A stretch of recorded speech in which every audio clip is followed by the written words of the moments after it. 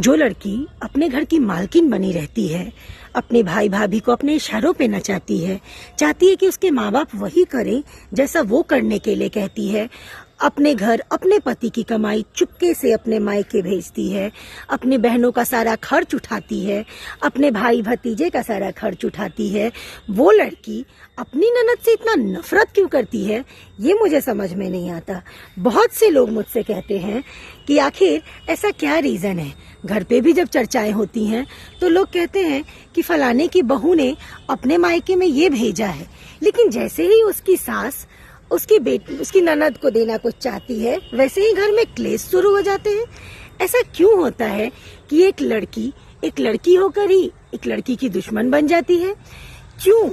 जब वो अपनी बहन के लिए कुछ करना चाहती है, उसके माँ बाप उसके लिए करना चाहते हैं, फिर उसको ऐसा क्यों लगता है कि उसकी ननद को वो सुख नहीं मिलना चाहिए? क्यों वो अपनी सास और ननद से इतनी नफरत करने लग जाती है कि उसका मायका छुड़वाना चाहती है? क्यों उनके ही घर के बेटे को भड़काना चाहती है? और पता चलता है आजकल एक नया फैशन आ गया है, सास ननद से कुछ भी हो सोशल मीडिया पे डाल दो, हस्बैंड से लड़ाई हो सोशल मीडिया पे डाल दो, और सोशल मीडिया पे छुपाओ क्या, अपनी बहनों को जो भेजो, अपने मायके में जो भेजो। सास ने ननद को साड़ी गिफ्ट की, सोशल मीडिया पे डाल दो कि सास ने ननद को साड़ी दी, मुझे तो नहीं खरीदती है। अरे भाई, आपको ये सोचना चाहिए कि अक्सर ये उन्हीं के साथ होता है। आप अक्सर देखेंगे कि जो लड़कियां अपने मायके के लिए दीवानी बनी फिरती हैं, अपने हस्बैंड, अपने सास ससुर, अपने ननद देवर को कुछ नहीं समझती हैं, अक्सर वो लड़कियां अपने मायके में इतनी ज्यादा इन्वॉल्व होती हैं, फिर पता नहीं क्यों उनको ससुराल अच्छा नहीं लगता, उनको अपनी नंदे अच्छी नहीं लगती।